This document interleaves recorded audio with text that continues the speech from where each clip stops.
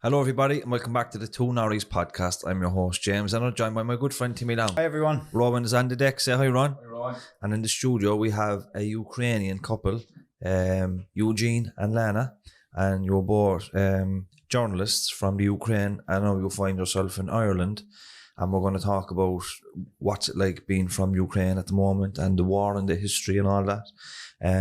But before we get into that, do you want to tell us a little bit about like Ukraine before war and what Ukraine is like before all this happened? Was it like a regular country like Ireland, or?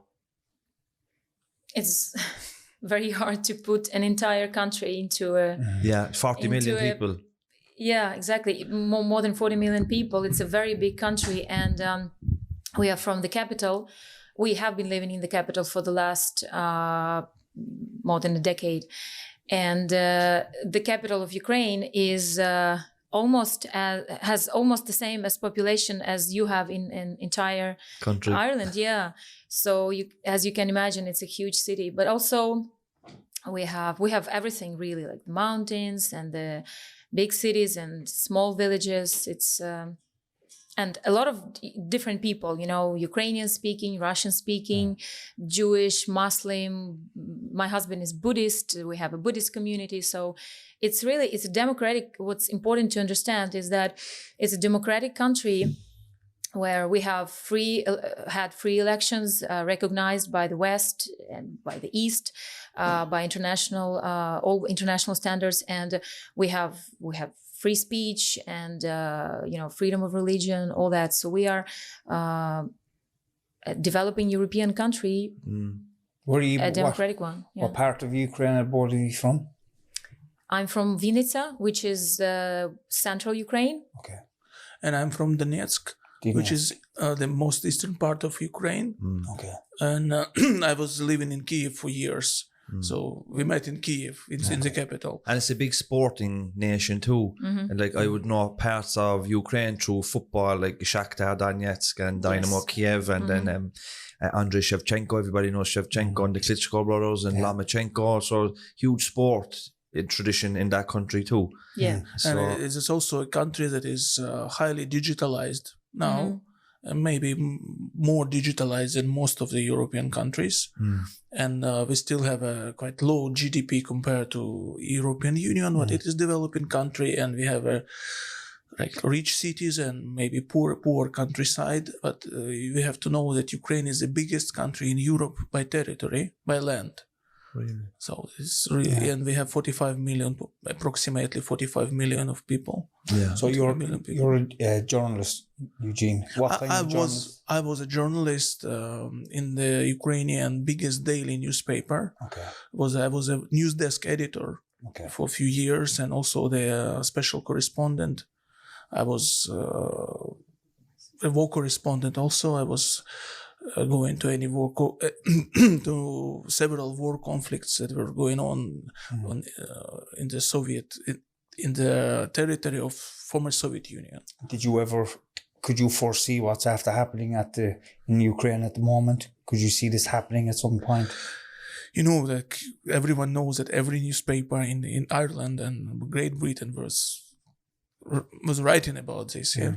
So we couldn't expect this in this scale. Okay. I mean, we could expect some new advancing of Russian troops in the east of the country, which was occupied for already 8 years. So most of the analytics in Ukraine, most of the politicians, most of the probably army generals were expecting this just from the east, just advancing of a big amount of troops and the new fightings on the east.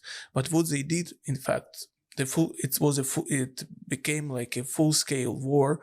They advanced from 6 directions, and the main direction was 2 fronts around Kiev, around the capital. So that was a nightmare, and we have a good luck that our troops responded, and finally the Russian army got out from the capital.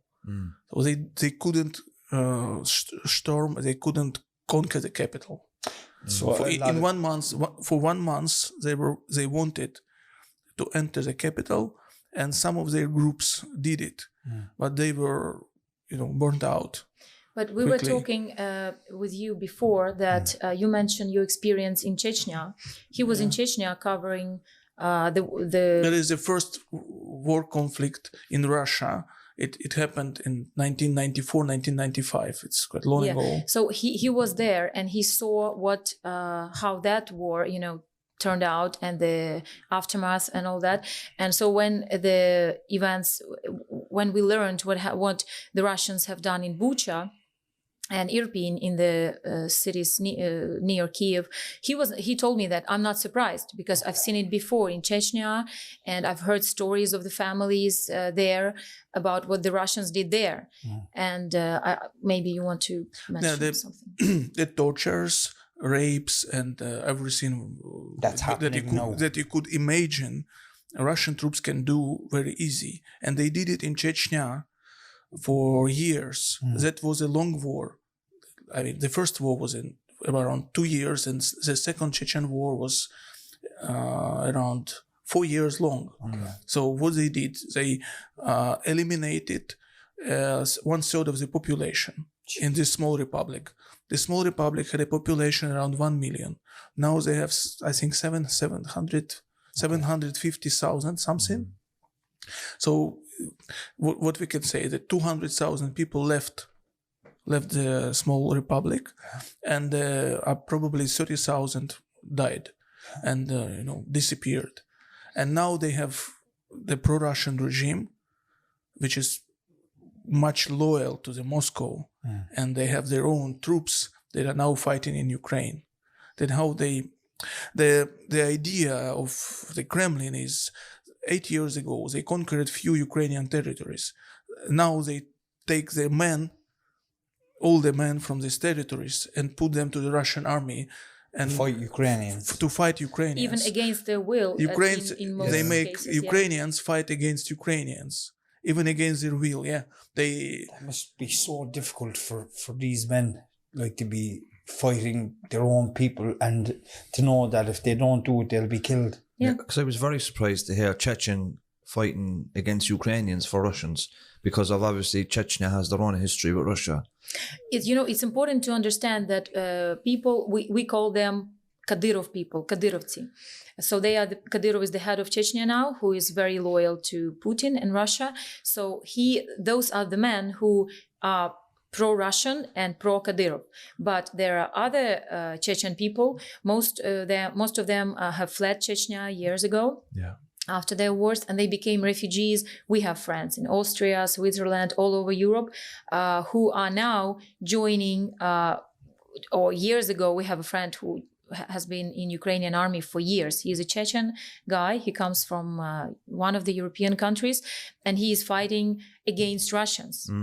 Because within Ukrainian army. Yeah. In Ukrainian army. So Chechen people are killing each other in Ukraine. One's are pro-Russian, another one We are have to understand pro-independence. that the war in Ukraine is not a war between Ukrainians and Russians. It's much deeper. It is a conflict that Russian Empire want the Soviet Union to be restored. Russia wants the empire to be restored, and the Ukraine is a key point. Without Ukraine, they cannot fulfill the Putin's desires to make a new, huge empire. If Ukraine is not there, the most territory of Russia is in Asia. So you have to take Ukraine, and then probably they will try to invade or somehow make Eastern Europe loyal to them, or Baltic countries that they are now the members of NATO, but it doesn't seem to be a big problem for Russia. Yeah. Can you explain the role of Belarus? Is Belarus a pro-Russian nation that helps facilitate the invasion of Ukraine? Yeah, they give their territory for Russian army, and now most of their long-range ballistic missiles are flying from Belarus to Ukraine. It's like 250 kilometers to Kiev, to the capital. So they're shooting missiles to Kiev from Belarus territory. Yeah. But Putin himself wanted the president of Belarus, Lukashenko, he wanted Belarus to fight Ukrainians. They wanted Belarus army to invade Ukraine from the west, from the northwest. And they expected that it will happen. But finally, I think now it's not possible anymore. There are a few reasons of it. First, the Belarus army cannot. They don't want to do this. They are afraid of they will be killed. They don't want to fight in Ukraine. And the second reason is the Lukashenko himself. He understands that if they fail in Ukraine, Russia will not help them. He will be overthrown. His regime will be finished by Belarus citizens. So that's what it, now. Now the foreign ministry of Belarus is sending letters to European countries with a proposal to reboot the relations. So what they are not. They want to distance from. They want to Russia. distance from Russia because Russia is not doing so good in this war. Yeah. So they feel like probably it would be no greatest victory anymore. No, before the war started, what was the Ukrainian relationship with Belarus? Was it harmonious, or was it?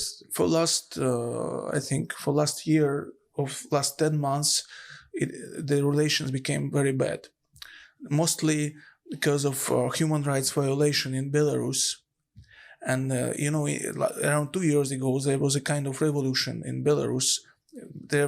There were an attempt of revolution. There were massive rallies in the center of the capital against Lukashenko. And Ukrainian people were supporting them, supporting the young generation, pro-democratic movement in Belarus. And so after this, our relations became very bad.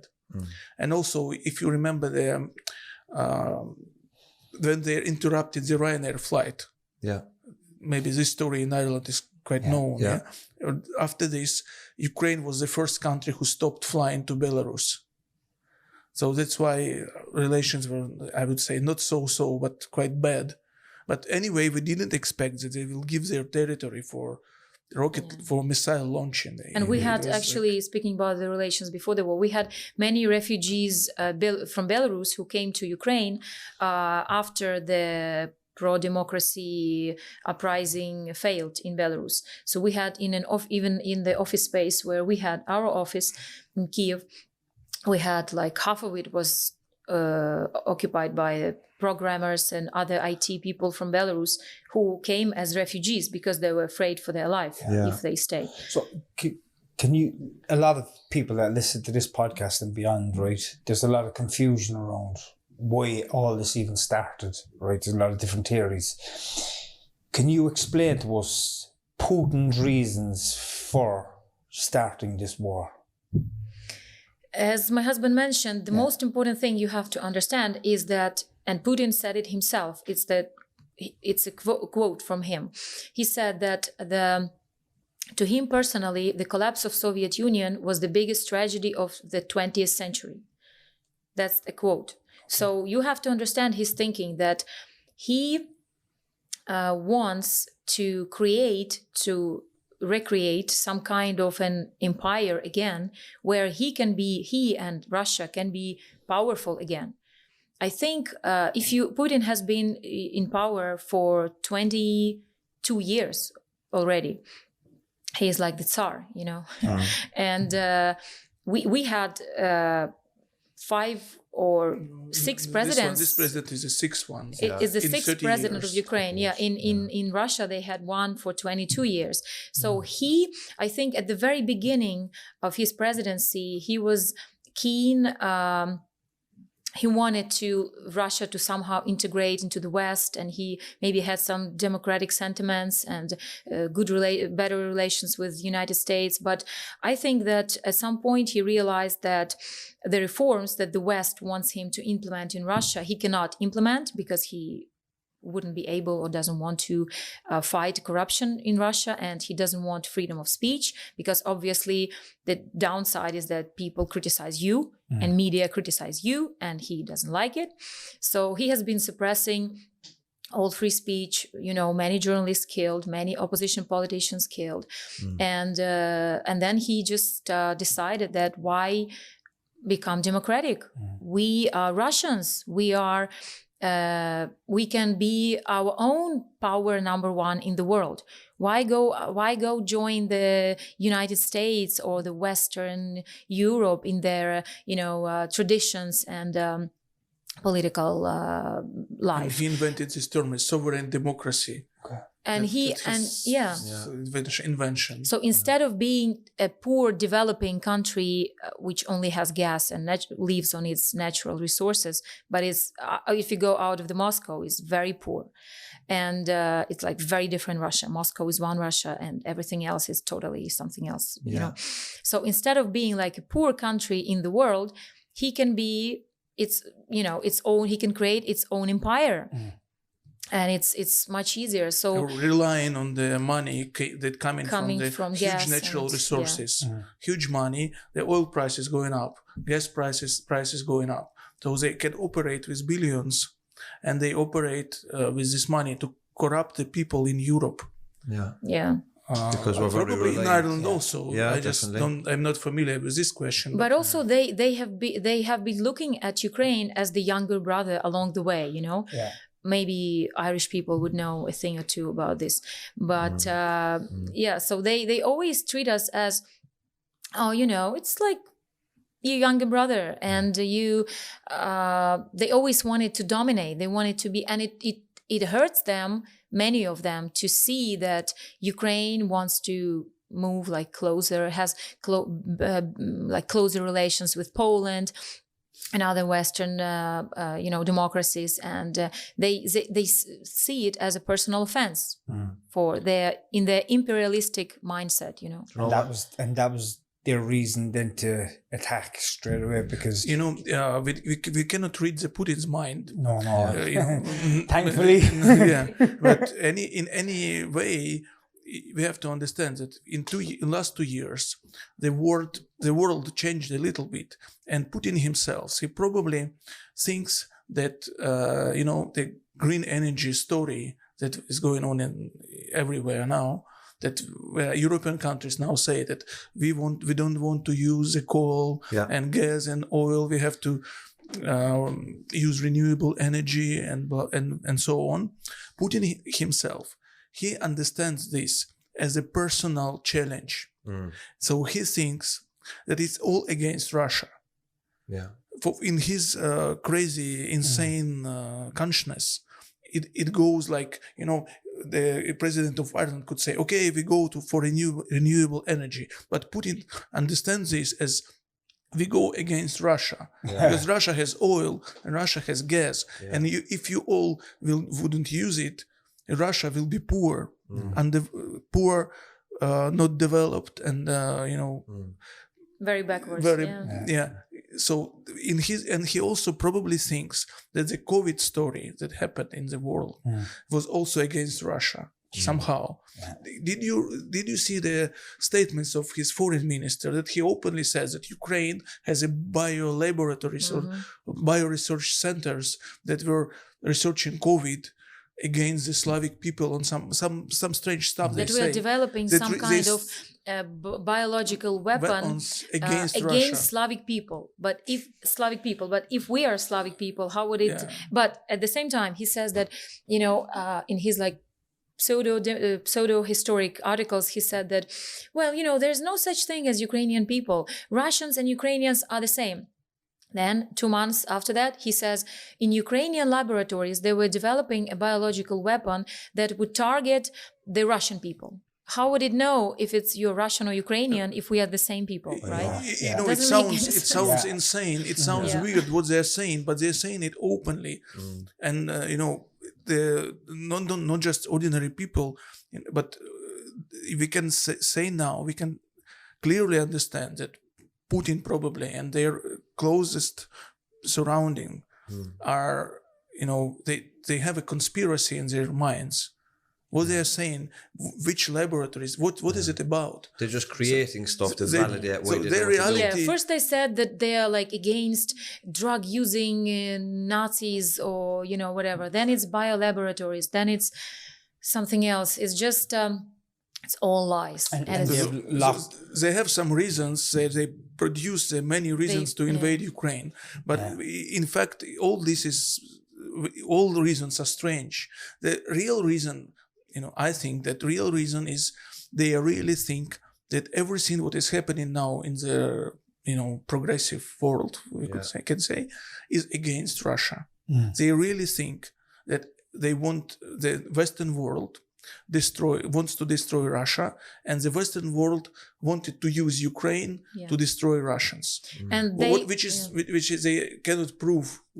It's just his crazy mind. And they always Do used you to need call something in Russia? Yeah. Okay, you are far away in Ireland, but we are in Ukraine. We don't need anything. He has locked any form of media from the Russian people. I think I heard that there's no more social media unless it's only all Russian people, the Facebook and all these different social media sites, and it's just propaganda, pro-propaganda Russian over there at the moment. Like the Russian people, what way do the Russian people, the real people, know? How do they feel about what's going on within? Like, is it mixed? Is it pro-con? Are all Russians the same? I'm sure you probably know Russian journalists. Like, are they allowed to report their true feelings? It's a very difficult question for us because we are shocked when we speak to people who we know in Russia. And my mother has a cousin and her cousin's husband who have been living in Moscow for more than 20 years.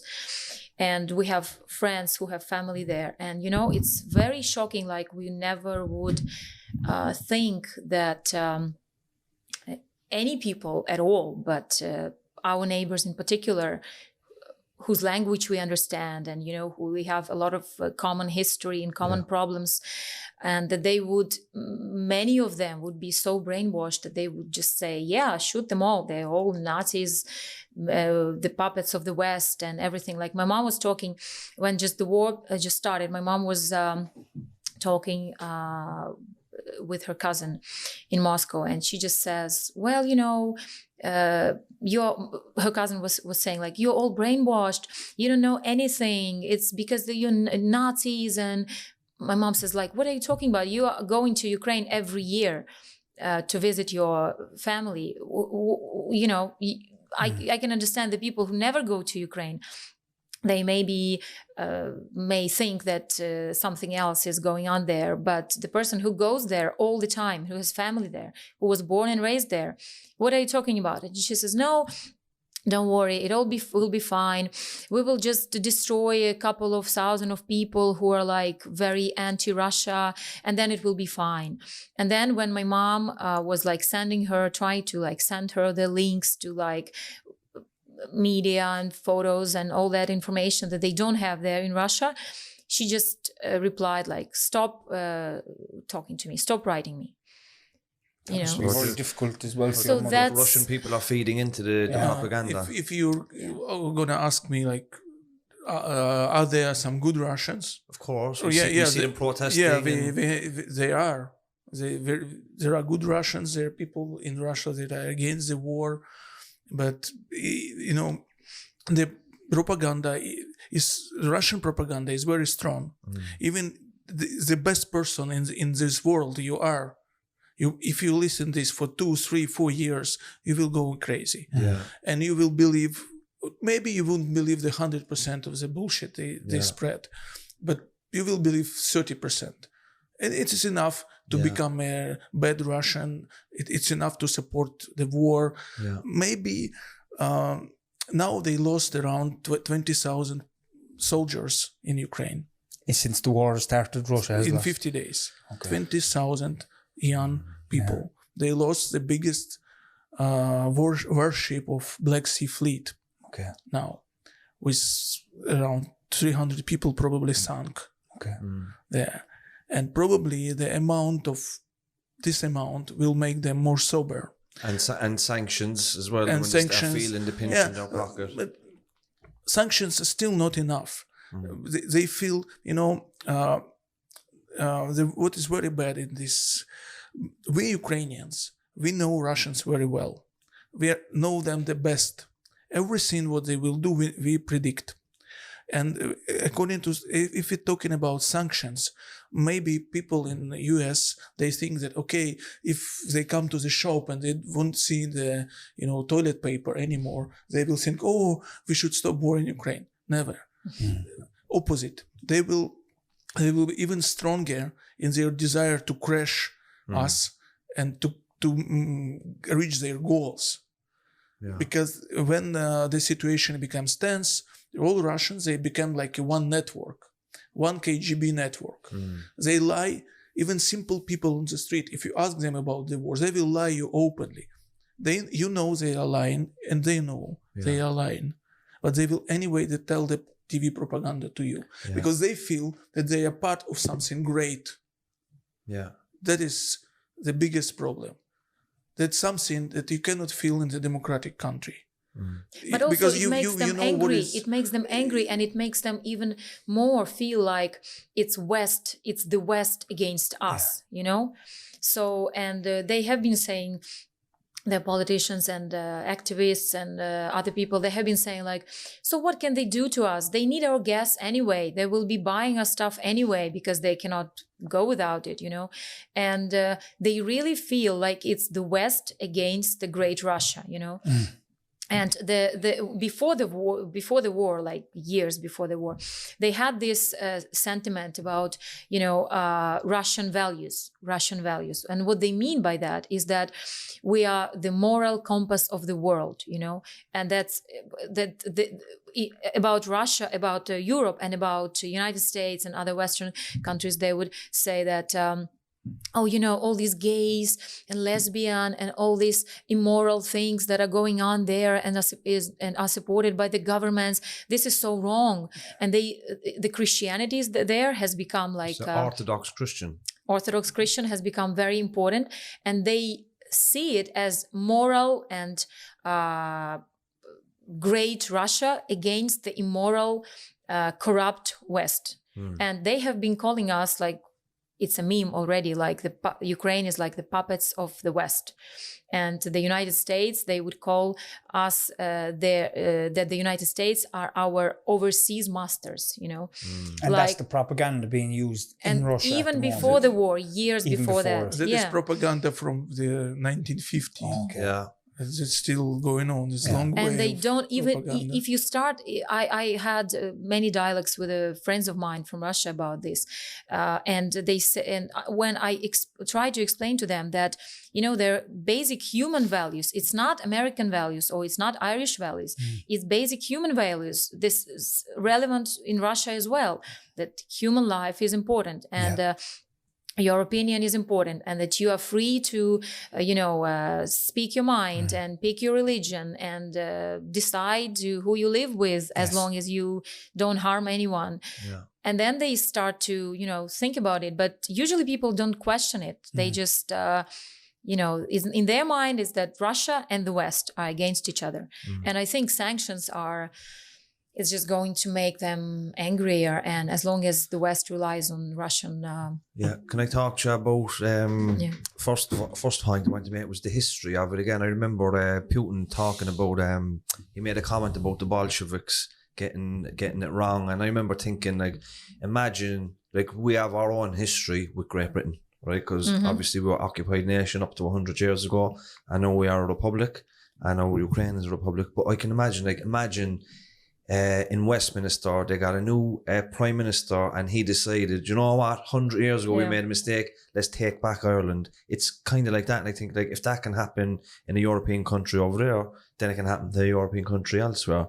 So there's that historical side of it. But can you talk to me about the history of Ukraine? Like, how long is Ukraine a republic, and like has there always been conflict with Russia down through the centuries? Or there's a long story for hours. But 5-minute version. Look at it. Look, the story of relations between Russia and Ukraine is really long, and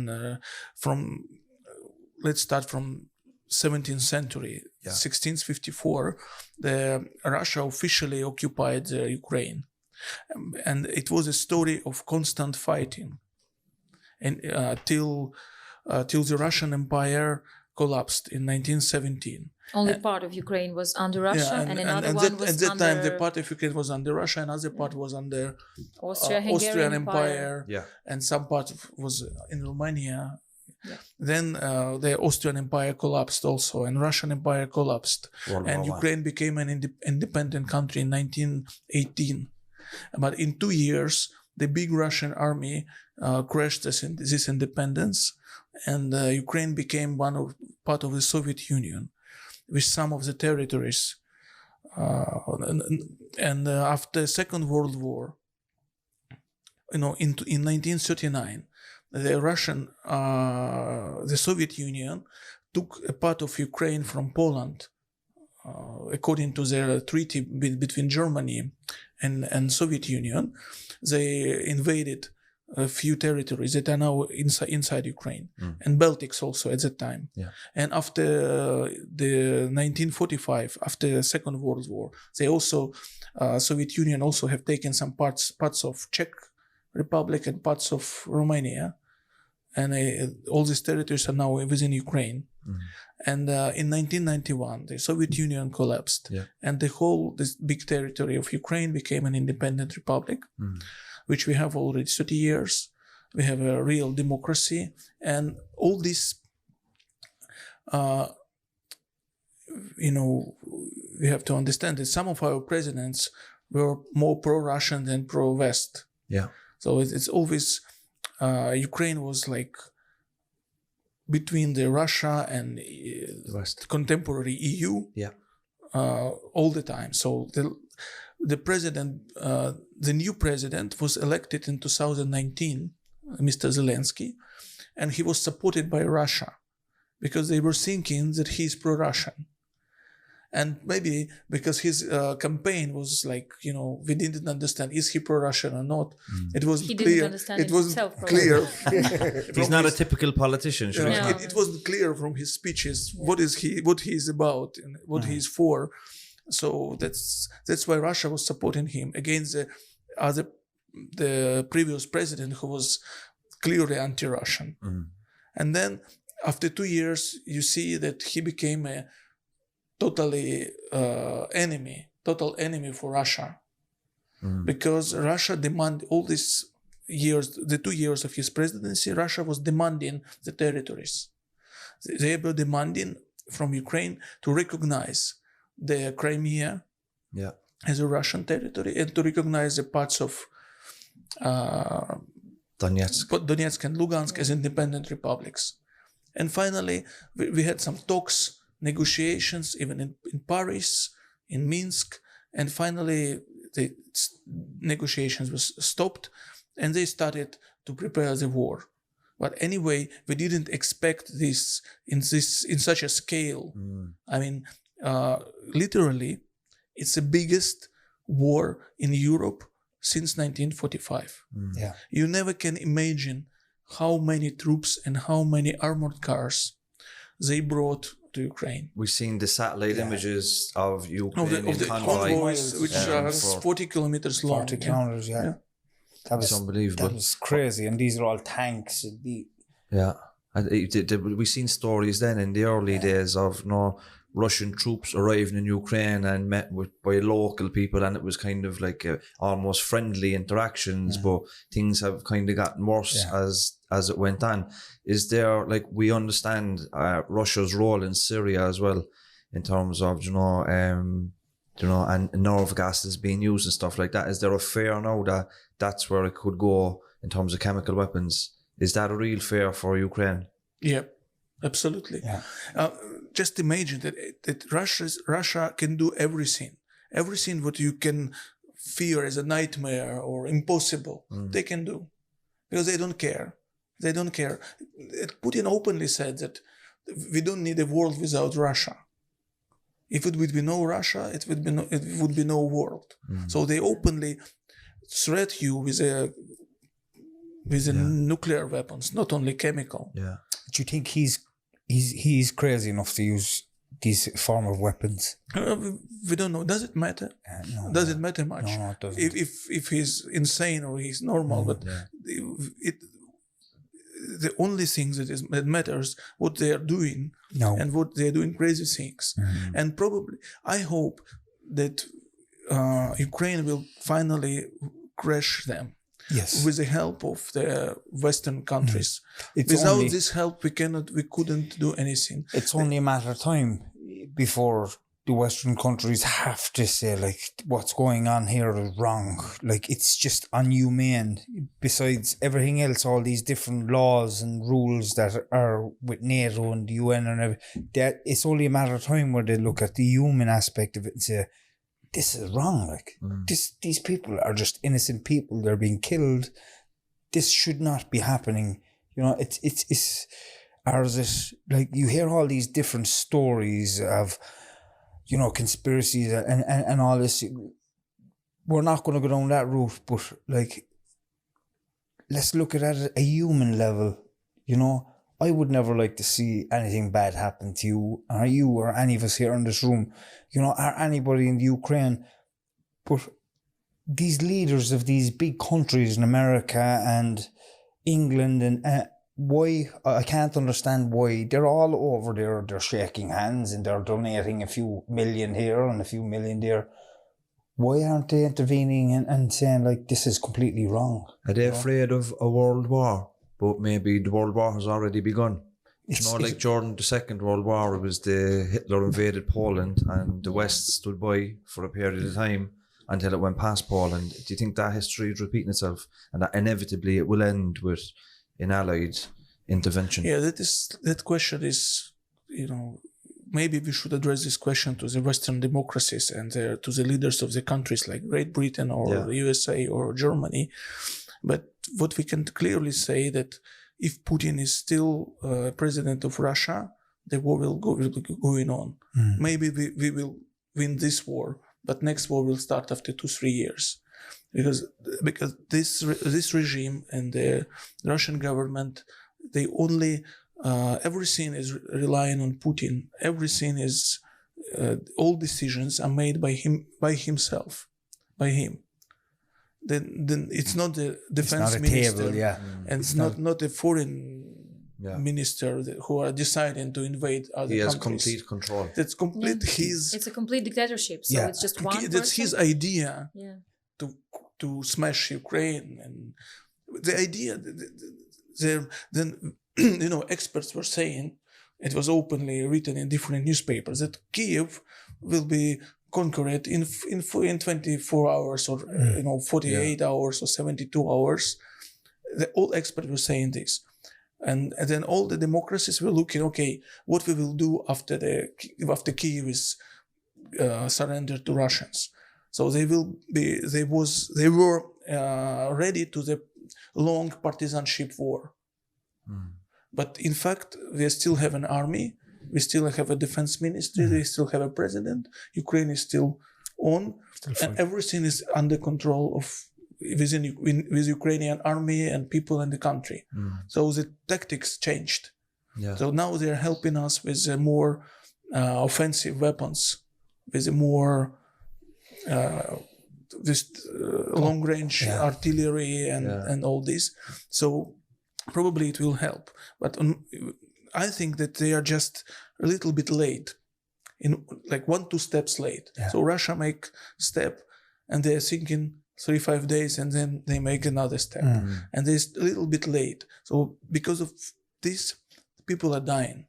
It's the downside of democracies, you know. It's much easier. The decision-making process is very easy in a dictatorship, obviously, because whatever one guy decides, everyone take over this. So, and of course, it's a downside to democracy that, and there are being many countries in the EU, and each of them has an opinion, and they have to discuss things, and they have to come to a conclusion, and it takes time.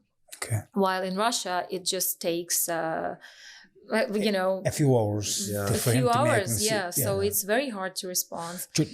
Russia as a country, they have allies as well. Where do the Chinese come into this? Do you know much about the Chinese as in like a force behind Russia? Do you think they'll stay out of it? That they don't want anything to do with it? Or do you think if Russia and Putin ask them for help, if other countries like the US and Britain start stepping in, do you think the Chinese could possibly maybe step in a little bit and help out there? No, we think that the Chinese, from what we have seen so far, and even the official statements of the Chinese officials, is that they don't want to get into something that dirty and that messy. It's just not the Chinese way of thinking, as far as we understand it, because the Chinese, they like. Money like it when everything is calm and quiet. And that's how you make business, and that's how you make money. And they wouldn't be like, we haven't seen a Chinese army crashing Hong Kong or Taiwan or Philippines or anyone for that matter. They're all about the business aspect. They're all about the money. Let's keep the money coming.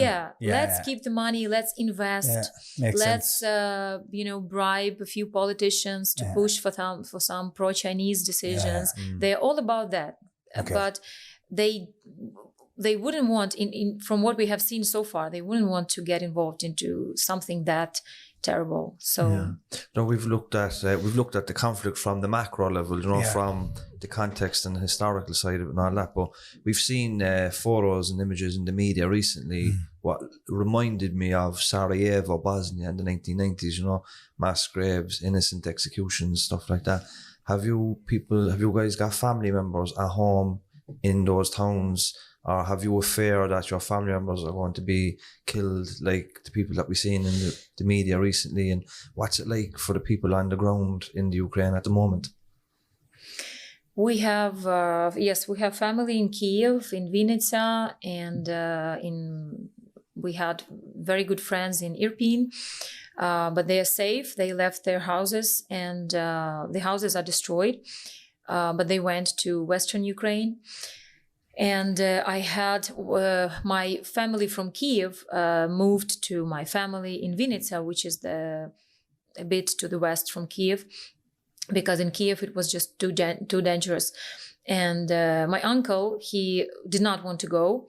He has a house in Kiev, and he was just very concerned about looting. So he would say, like, no, I wouldn't go because maybe there will be looting, and if the house is empty, I wouldn't want to leave it. But then one morning, as he went out and was doing something around the house, he heard a siren, and he went into the basement, and a piece of a rocket landed. Artillery shell came just to his maybe 10 house. meters from his house, and the roof collapsed and all of the windows were smashed. And so he was just lucky that he decided to go to the basement, because because you hear a siren like 5 times a day. So normally you would be like, but then so he came out and he saw all this destruction. And then the same day he went to his brother's, my father's house in Vinnytsia, where it's a bit safer. So What about in shops and banking systems, and is industry still going on? Is business as usual in some parts? Look at the missiles are every day. They shoot missiles to every big city in Ukraine. So it means they have 25 regions. And today they shoot to the westernmost city, which are far away from the front line. So they take strategic fighter jets, strategic bombardment jets. They take off in the Black Sea region, and they shoot for long-range missiles, ballistic missiles, which go, they could fly, 800 kilometers. And they are unreachable for our anti-aircraft missiles also. So that's what they do every day. So every day, many cities of Ukraine has an alarms. So some people get used to this, so they don't go to basements and shelters, and some of them die. just because they already cannot do this like on daily basis, going up and down and hiding away, and that's why civilians are dying. And we cannot do anything with it. So what I can say that I have a lot of Facebook friends, like more than 5,000, and I see many people every day. I see someone dies, army men or civilians, friends of friends. So they write about this, and as I feel it is much more than it was during the COVID. Yeah. That I feel that every day I see that someone died, someone was shooted, someone. That's what I seen a video last week, a Sky News broadcast between a Russian minister and a Sky News anchorman, and it was about a lady. She was on a bicycle. She was just driving down the street, and a Russian tank turned and just killed her without even looking, just shot her straight off the bike, killed her outright. And you could see the satellite from the sky looking at this happening directly, and you could see the Russian symbol on this tank. But this minister completely, he said it was photoshopped. He said all this was photoshopped. They said the same about the maternity hospital as well. They're not taking any responsibility for anything. Like, they're completely lying the whole way even in the face of facts and evidence. It's just complete. They won't acknowledge some of the atrocities that's happening. There are a lot of videos when they're shooting civilians. Actually, I saw dozens when they're shooting civilian cars, or just shooting shooting just pedestrians in Mariupol. And so it means they will not recognize everything. They wouldn't take responsibility, and the international court could do this. So we don't expect from them any compassion anymore. Especially from the high class politicians. And I think many of the German Nazi leaders in Nuremberg, they still didn't. They say, claim that they were innocent, that they didn't know things. So maybe it's just some kind of defense, like psychological defense as well, that you would never, confess because you believe you're the ones being attacked. Yeah. There were no Photoshop at the time also. Yeah, exactly. I know. But where do you think we'll go from here? Do you see things getting progressively worse, or what's the worst case scenario and what's the best case scenario? The worst case scenario is that Putin remains in power for many years until he dies of natural causes. So then it just becomes like maybe not as active war as it is now, but it would become like they would just shoot a missile every day at Kiev or another large city, making it, very unsafe for people to return and to be there. Or that it would be like in Israel during the, Afghanistan, Iraq, where the worst case Afghanistan, Syria, that it would be just bombs every day, and the worst case, the independence is lost. The Ukrainian independence is lost, and Ukraine become a part of Russia or like a Belarus, which is really not independent. Lana, pretend to be independent. We'll take it away from the whole story of war and everything else. How do you feel about everything? What's going on a personal level? How do you feel? What's this doing to you internally? Like, is really hard to believe that it's happening. I never, when we were kids and we listened to stories from our grandparents about the war, the Second World War, it was like something from movies, It seemed like this was such a long time ago, and how could this happen in 21st century in the middle of Europe? It's just unbelievable. And how do you feel a little bit safer that you're here in Ireland with your children? Yes, I feel very safe, and but we miss home as well. I know. We had a very nice mall next to close to our house, and it just opened 2 years ago. And our district in Kiev really didn't have much, restaurants and cafes or places like to take your kids to movies. You had to go to like another district for that. But when it opened, kids were so excited because we could go to movies just like next door. Yeah. And to a swimming pool, and just for ice cream when it was snowing heavily or something, it was something fun to do. And then we saw one morning, we wake up and we check the news every morning, every night, and we see that several missiles hit this mall, and it's like up in flames. And I was talking to my older son, who's 5.5, about this, and he was very sad. And he said, and then he has been playing in the backyard with some like small pebble stones, and he was making like a big pile. And I was asking him like, "What are you doing?" And he says, I'm building the shopping mall back." The innocence. Yeah. And I suppose all those good memories that you created, like when you see that shopping mall being destroyed, it kind of takes it away. It's like it's Brings it home, doesn't it? Yeah. It's sad. I'm actually quite emotional because I can see the emotion in your own face, and I know it probably upsets you to see your wife like this. Why we didn't expect the war in such a scale? Because we really didn't believe that civilizations that are reaching some level of material comfort could go and die without any reason. I mean, the reason of this conflict is only political. This conflict is invented by Russian politicians. Yeah. It has no, no Ukrainian aggression. When we are talking about the Balkan wars, in some manner we can say that it's ethnic. Yeah. Like Muslim against religious and Orthodox, ethnic, and Bosnians against Serbians. We can say it's in some ways it's ethnic, but here, every Ukrainian speak Russian language. We have like mixed population. We had it all the time. We had no problem with speaking both languages, with language exchanging, and we don't have no problem with Russians living in Ukraine.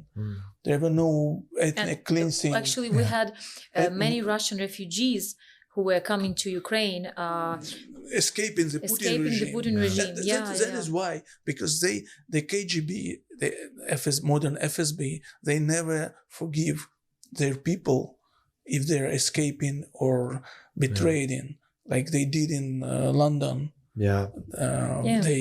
They poisoned people and poisoning people. Salisbury. They never forgive. They never forgive. They will find their people everywhere and kill. They kill Chechens who are blogging in Europe. They kill them in Germany and Norway.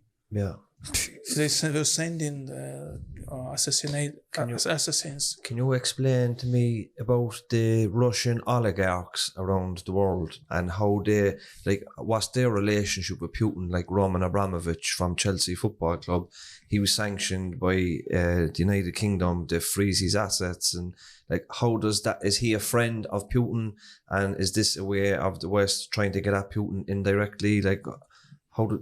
Nobody knows, in fact, who's a friend of Putin. He has some people that close to him, but it's not Abramovich probably anymore. But okay, we don't know this exactly. But according to the thinking of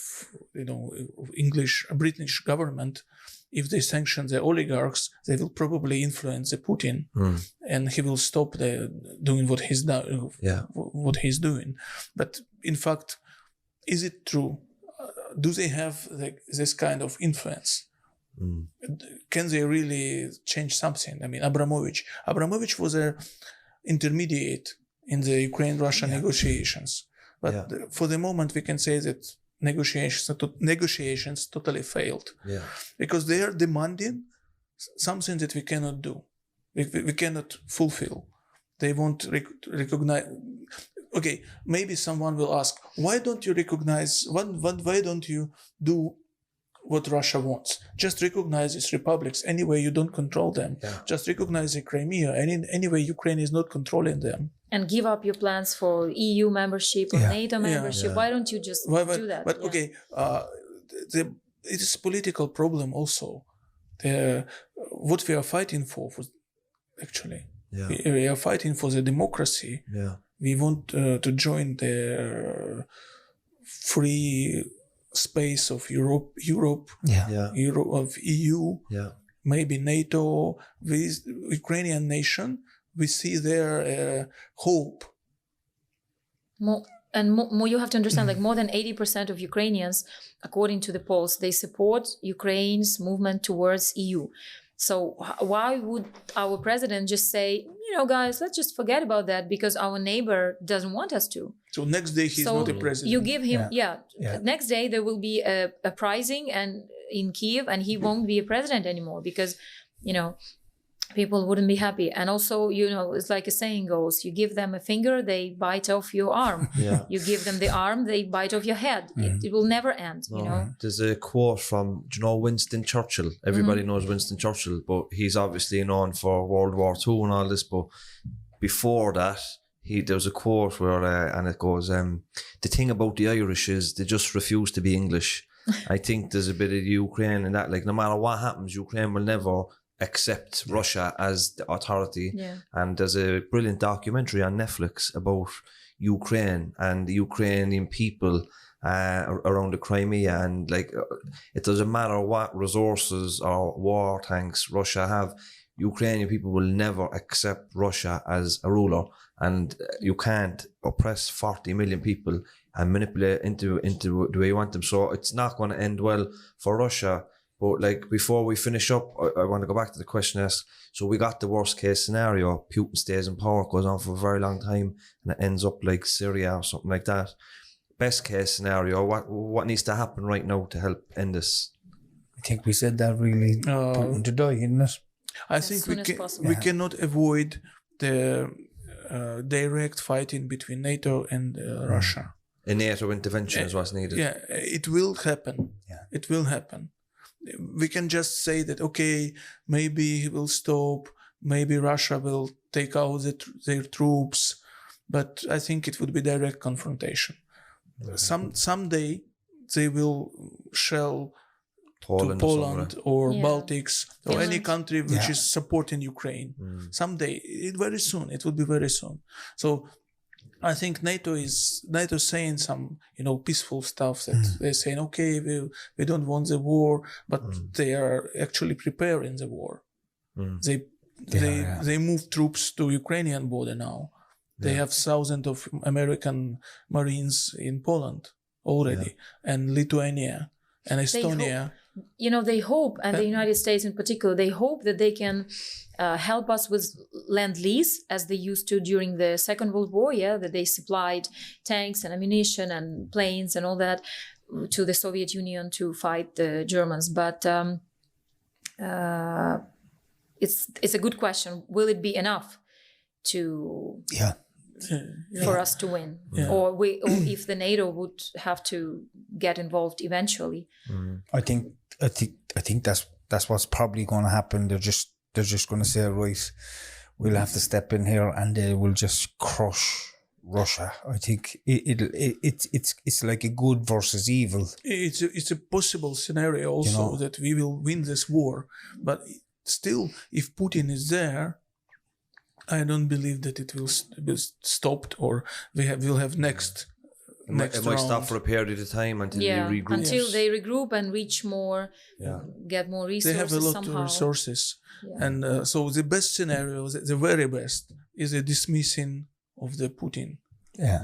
To make him out of the power somehow. So hopefully there's a group within the Kremlin that just want are planning something like that at the moment. His ministers might look at this and say, this is not ending well for Russia's reputation, and the reputation of the Russian people for a long time is going to be destroyed.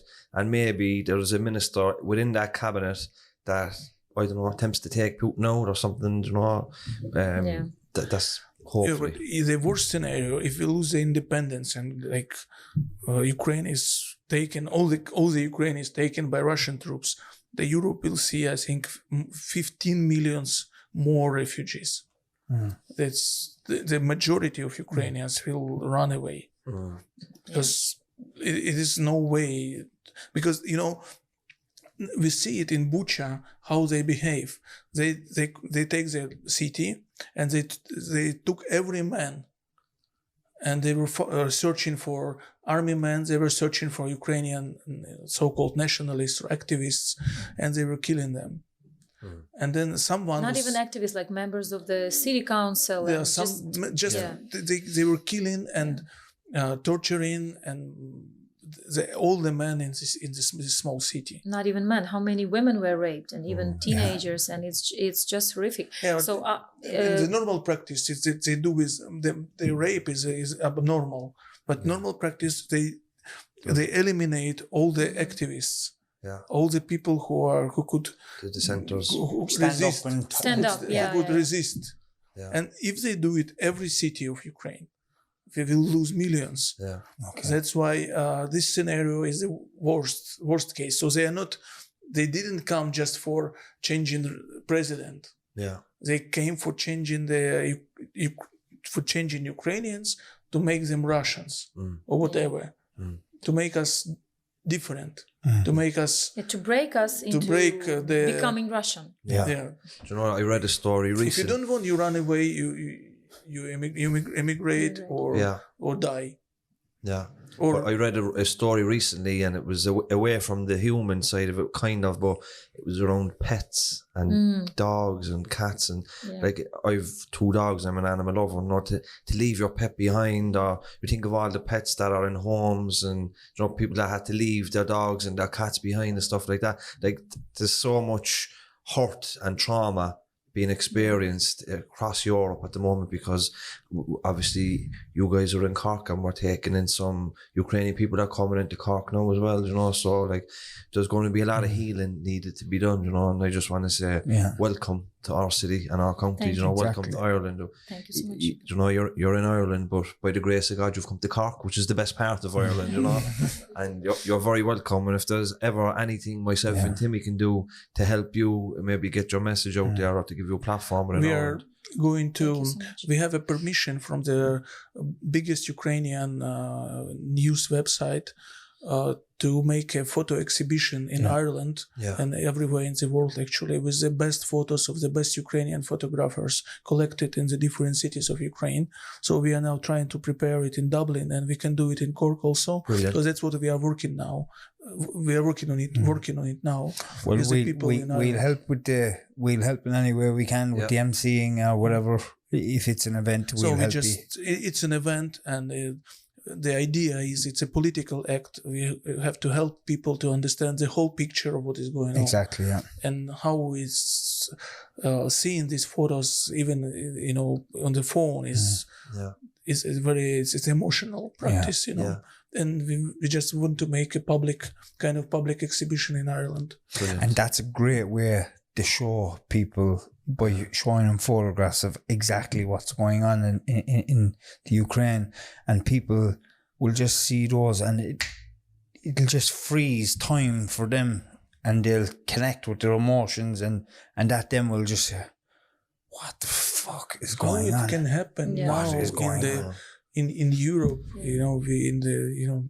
Yeah, because we see, like, obviously there's wars going on in other parts of the world, but not by people in Europe, not people that look like us, not that share same cultures or dress like us, and Act like us, it's very close to live home. with the same moral code, look after the family, go to work, go to the cinema, enjoy life, play football, these things. And when you see people like that being affected by like someone we've a lot of Polish people in Cork, like We Polish have friends. Polish neighbor, yes. Yeah, and like that's right, you're right next to Poland, you know what I mean? Like it's not like the other side of the It's world, not like far away, no, it's not. And like I have a Polish lady work with me, Asha. I say hi to Asha, but her mother, they're from northern Poland. It's near the border, and her mother hears the planes, the jets above the house, So maybe accidentally they could hit Poland, and then look, Yeah.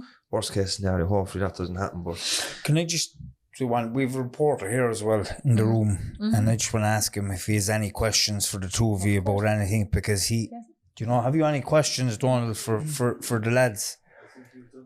Yeah. I thought it was important just to ask him anyway, because he's very good at interviewing me and James when he needs that. Donald is a journalist for our local paper, Local in Cork, paper. the Echo. Court? The Echo. Echo. Yeah, the Okay. Echo, yeah. Have we seen this paper in the Cork Echo? in the market? It's No. the- yeah. Yeah, it's the main, it's our main paper for Daily 4 or paper, 5. yeah. For the county. Yeah. We have been reading what the Irish Independent Yeah, that's national then. and This, the Irish Irish Times. Times. Yeah. Yeah. The Times is You know, national in as well. Ukraine, we already lost all the printed papers, which is, I think it's a catastrophe, but Yeah. we have no more printed papers for years already. We have only websites which are, But we have they have magazines. millions of visitors a day. Weekly We have weekly magazines magazines we have, only, but Yeah. no daily papers. Yeah, it's just the way the world is going online, isn't it? Digital. People don't read physical Yeah, but papers. I love so much to be here in But we Irish really and, like it because we read come to a newspapers. supermarket and You you might have get like it, so a you choice have- of 5 newspapers. Yeah. And they're daily. It's amazing. You might get a job off local. Hopefully. Maybe we can make coffee for them. Donald, Exactly. if you're looking for anybody No, in the job Echo, off one of the local, you know, news networks or whatever. You Yeah. know, who knows? You know, who knows what could happen? You know, Yeah. your experience of what's after happening. and at when home this and this elsewhere. all ends, we'd love to go over to the Ukraine with you guys so we can, bring our podcast over there. I had an idea of like a business idea for after the war, like when Ukraine wins. I would take my Irish friends and people I've met here on a dentist tours to Ukraine because it's so much cheaper and the quality is very good. Really? So I already have an idea. Yeah. So it's not just Turkey. We'll keep- it's yeah, the yeah. Ukraine. No, We'll it's keep Ukraine that as in well, mind. yeah. So there won't be the definitely. Turkey teeth, there won't be the Ukrainian teeth. Yeah. We also, myself and James, at some point, maybe in June or July, we're going to go over with a group charity back here in Cork and Yeah, maybe do over a to few a refugee interviews. camp in Ukraine. So border of just to Poland, yeah. let people know what's going on here. Yeah. And document What's it. going on, yeah. So Thanks. would be It's great. thank you so been a much. pleasure speaking with you, Lana and Eugene. Yeah, Thank you. Thank you and very much. welcome to Cork. And mind yourself a happy Easter to you. Yes. Thank you. Happy Thank you. Easter to you too. Thanks. Thank you. God bless. Go on, Thank you. sir.